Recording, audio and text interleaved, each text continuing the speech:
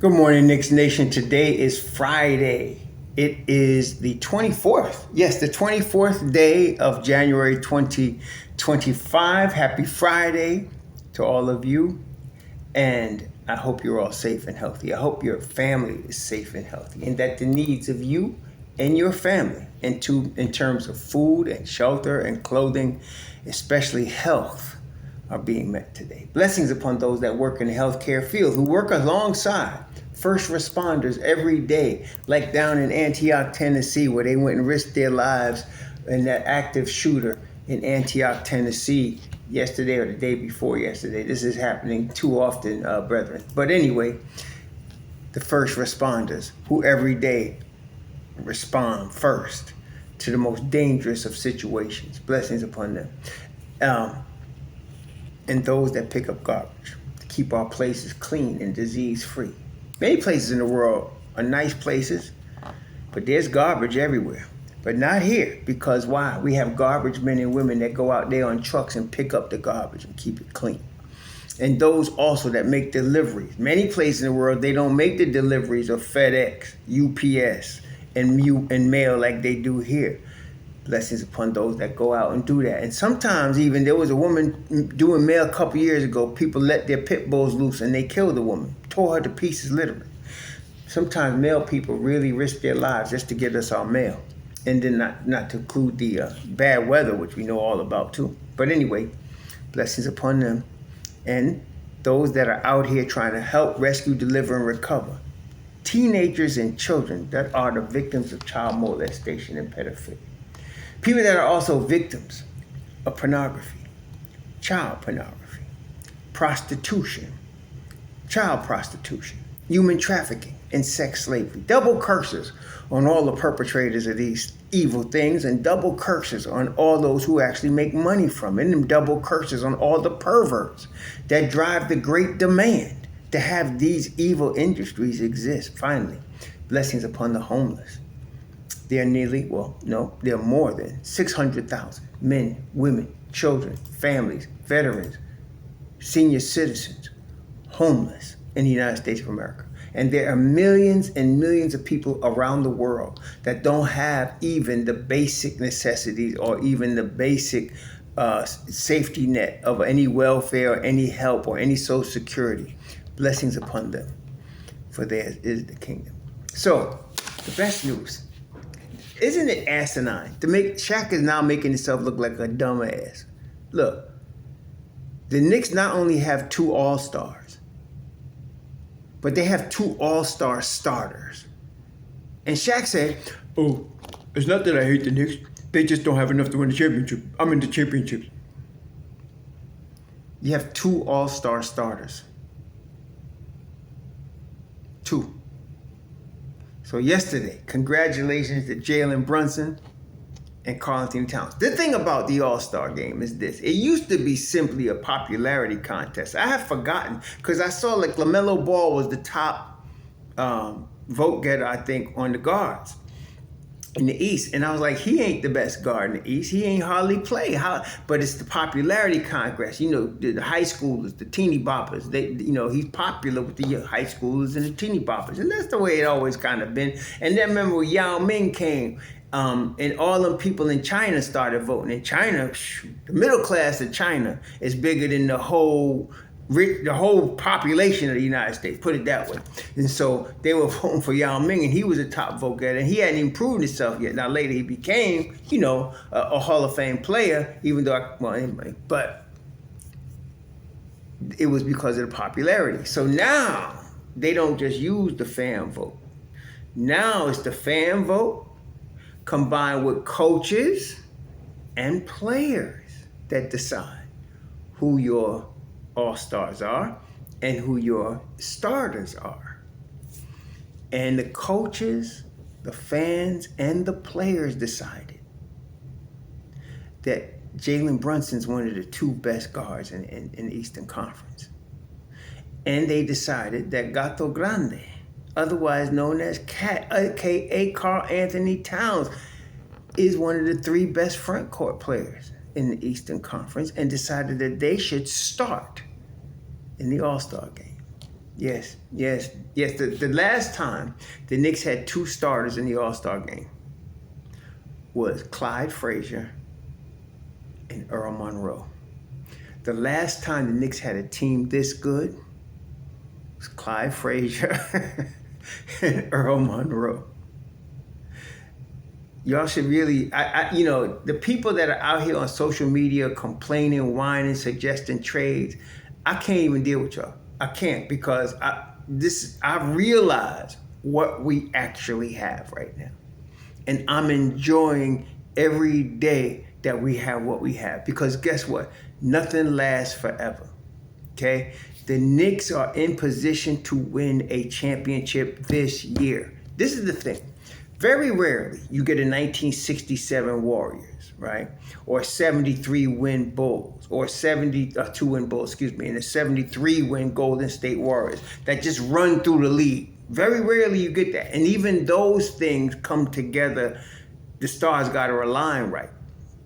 Most of the time, the champion is a team that plays their best basketball in April. So that you look at the Knicks, and they've had some losing streaks, right? The Knicks had a 3-game losing streak in early January. That was their only 3-game losing streak. They've had a 2-game losing streak in November. And that was pretty much it. They had a 9-game winning streak. But most people look at these losing streaks, highlight the negatives, and just make the declarations like, oh, they can't win a championship unless we make a trade. Once a team can cook and develop, and they have a set culture that the Knicks have, they have a set culture, they have a set coaching staff. For example, the Knicks are getting ready to play a really tough part of their schedule. Even though it's all home games, they go 1, 2, 3, 4, 5, 6 out of the next 7 games are at Madison Square Garden. But they're playing Sacramento, who's 9-1 in their last 10. Memphis, who's I think 3rd in the West. Denver, who's coming on strong also. The Lakers, who's also in the top 6 in the West. And Houston, who's 2nd in the West. Then they go to Toronto, and that Houston-Toronto game is a back-to-back. And then we got Boston, who we chasing for 2nd in the East. That's the schedule coming up, okay? This is going to be a difficult schedule, okay? No, this is a difficult schedule. But, in fact, I think it's ranked either the toughest or the next toughest in the league, second half of the season. But your team has to go through stuff like this. Have to. And then what you want is to be playing your best ball in April. And Tom Thibodeau, and there are idiots out here that are, well, he never won a championship. Listen, man, there's only one champion each year. And most people that coach back, there have been some great coaches that never won a championship. That doesn't mean they're not great coaches. Hubie Brown, I love Hubie Brown. To me, one of the greatest coaches ever. Never won a championship. It just is what it is sometimes. You got to have the stars line. Things got to be right. Tom Thibodeau getting ready to get his turn, though. Okay, he's getting ready to get his turn. And really, the smarter people, the ones that actually know what the hell they're talking about, they can see it before it happens. It's like Larry Bird. What am I saying, Larry Bird? Because Larry Bird could see a play coming before it happened. It's one of the things that made him one of the greatest players to ever play the game. He wasn't the most athletic, for sure. He could shoot the lights out. He played the highest IQ game, one of the highest IQ games I've ever seen. And one of the things about his IQ is he can tell what was getting ready to happen before it happened. Sometimes a play or two before. He told Julius Erving I'm going to come down, I'm going to stand in this spot, and I'm going to shoot a jump shot in your face from 3. And he did it. He did it 3 times. And it caused Doc to grab him by his throat. But he saw it before it happened. They would go into the huddle, and he would say, this is what they're going to run. This is where they're going to shoot the ball from. And you, player X, you need to be right here. And that's exactly what they would do. That's what people that know basketball do. Anybody could look at a championship team and say, oh, they're a championship team after the fact. Or a 72-win team and say, oh, they're going to win a championship. I'm a fan of Golden State Warriors. That's what happens a lot. You get a lot of bandwagon dudes. But those of us that are actually paying attention can see it before it happens. And I'm going to tell you right now, Tom Thibodeau going to get his chance to hold that Larry O'Brien trophy. There's no doubt. I'm thinking it could happen this year, but it could happen anytime in the next 2 or 3 years because this team is built. Thank you, Don. This team is built to last for 3 more years at least. So I'm talking about with the core pieces. So he could get it this year because the Knicks are not playing their best basketball yet. See, even when MitchRob comes back, the juggernaut will start. There's no doubt. But even when he first comes back, he's going to need time to gel. They're going to be playing their best ball sometime in March or April. And that's when they'll be hell to pay. See, great example of that is the recent Miami Heat run. Year before last, I think it was, where they went to the finals. They were in the play-in. They were in the play-in and went to the finals. Why? Because they started playing their best basketball at the end of the year. Now, a very unfortunate thing for them was that Giannis got hurt, and Milwaukee didn't have him when they played Milwaukee. But that ain't Miami's fault. They went all the way to the finals because they were playing their best ball at the end of the year. The New York Knicks, 1999, AFC goes to the finals against, why? They started playing their best ball. They were struggling. Patrick Ewing got hurt. A lot of people thought, including myself, the season was over. But then they traded and got Latrell Sprewell and Marcus Camby and had them both coming off the bench. And they was blowing people away. And it all came together in April. So what I'm saying is Tom Thibodeau has a reputation for having his teams play their best basketball after the midseason. Here we go. So now we got 2 All-Star starters. And let me just go out on a limb and say they'll probably be both All-NBA. Unless they're hurt, but they'll be both All-NBA, no injuries.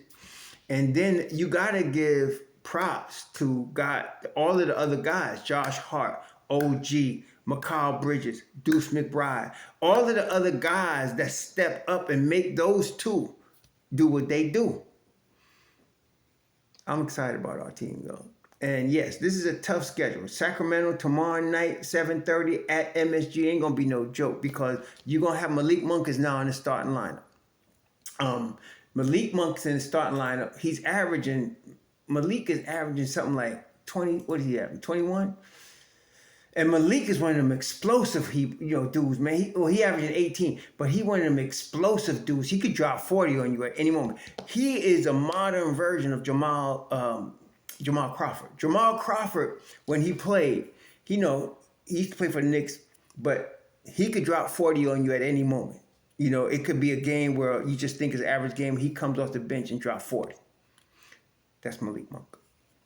Malik Monk is explosive like that. And they're very similar to the Knicks, the Sacramento Kings. Yes, because, look, they got a star point guard, right? De'Aaron Fox, playing with his college teammate, Malik Monk.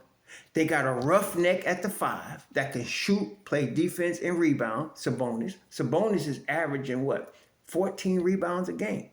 Him and Gato at the top of the rebounding pile in the NBA right now. So you got him, and he averages 4 offensive boards a game. That's near the top as well. So you got Sabonis, you got Cato, you got Jalen Brunson, you got De'Aaron Fox. And De'Aaron Fox is extremely competitive. The thing that you get, if you start telling somebody better than him and he got to play against him, he made Lonzo Ball look stupid in college because they messed up and said, Lonzo Ball is better than De'Aaron Fox.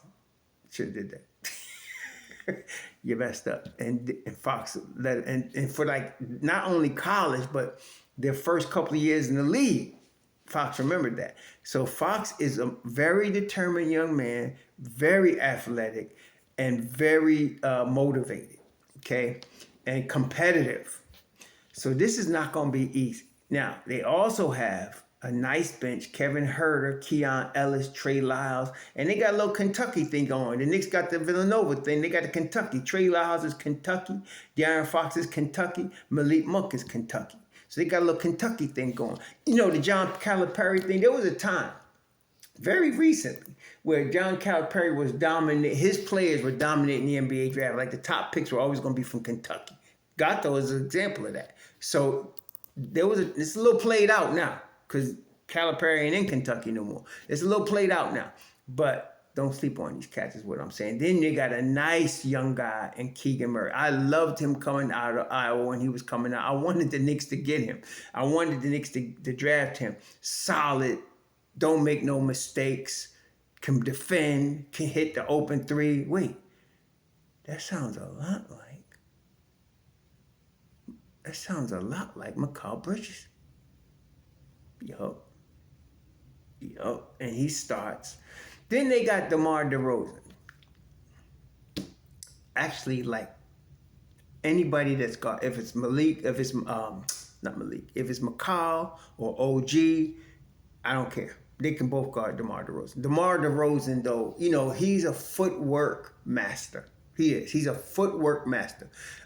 You want to talk about some of the greatest footwork you'll see in pro basketball ever? Watch DeMar DeRozan. He is. Everybody in the world knows he's a mid-range shooter. And not only is he a mid-range shooter, he loves to shoot around the foul line area and the dotted line in the middle of the court. Everybody knows he's going there, but he still gets there. See, this is the thing about the league. These are the greatest players in the world. You can know what they're getting ready to do, and you still can't do anything about it. There's still people whining about R.J. Barrett. He always goes left. Well, why wouldn't he? Nobody can stop him. You know he's coming left, and you can't stop him. We should understand that with Jalen Brunson. I be watching other people. Sometimes you have no choice on League Pass. You get the other team's announcers. Well, just make them go right. This is the league. Everybody in the world knows Jalen Brunson's going left, and you still can't stop him because there are guys that are just that good. DeMar DeRozan is that good in terms of getting to the mid-range shot. He's going to get to his shot. You're not going to stop him. He's going to get there. He's averaging 22. He's going to get to his spot. Even at 35, 36 years old, he's going to get to his spot. He's born to do it. The footwork is elite. But there are guys that can guard him at this age, at age 35. OG is one. Mikal Bridges is the other. Deuce can do it too. Campaign could do it too. We got a bunch of dudes that are capable of guarding that brother. Okay, so yeah, and the thing is about him is that, look, how many shots does Cat take a game? He take a lot of shots, and that's actually a good thing. He's almost a little bit of like a Juju. You know what I'm saying? Like, he got to have the ball in his hand. And he does. He got to have the ball in his hand. He only takes 3 threes per game. He takes 17 shots a game. So he's going to take up his shots. He's not going to take a lot of threes. We could guard him. You know he's going. You know where he's going. There's no question. The thing about that makes it easier is if you got a rim protector. See, when MitchRob is there, yeah, you could get to that spot if you want to, but we got something for you. But Gato's not MitchRob. Gato could play defense now, but he ain't MitchRob. But he will not be intimidated. That is Gato. He will not be intimidated. So it's going to be a battle. Like I said, this ain't no cakewalk, but it's going to be a battle. The Knicks can beat these guys, but they can come into the garden. Malik Monk can drop 40 and they can whoop our ass. So the Knicks got to be ready to play tomorrow night. As far as the injured list, let's take a look. I don't think anybody is on the injured list as far as our rotation. I don't think anybody in the rotation. Let me see. Mitchell Robinson, optimistic he will be ready to make his season debut early in mid-February. I heard Ian Begley say yesterday that he should make he should be cleared before the end of the month, that they're very confident he'll be cleared. Now, let me tell you something. Today's the 21st. The end of the month, the 24th. The end of the month is next Friday, which means we can expect Mitchell Robinson to be cleared to practice within the next 7-8 days. It's on then. Okay, it's on then. So that's it. Really, from our rotation, that's the only guy on the injured list. Everybody else is going to be ready to play. Let's bring it. As far as Sacramento, they got anybody in the injured list? Let me take a look. Let me take a look at the Kings. Let's talk about the Sac-a-tomato, as they used to call them. Yeah, there was a time when they used to call them this. They got nobody injured list, so they ready to go too. So it's going to be on. It's going to be on MSG tomorrow night. Okay, it's going to be on. It's not Friday Night Knicks. I'm kind of glad of that. No disrespect to the banjo player, but it's going to be on. So let's get this W. We got 2 first-team All-Stars who are going to be All-NBA. We got Mitchell Robinson coming back soon. We got 6 of the next 7 games at MSG. Let's do our thing, yo. Let's do our thing. Enjoy this ride, yo, because you ain't going to see it like that forever, man. This is special. You got something special. Stop whining, complaining, and listen to Twitter, and really appreciate what you got. Y'all enjoy your Friday. Be safe out there. Shalom.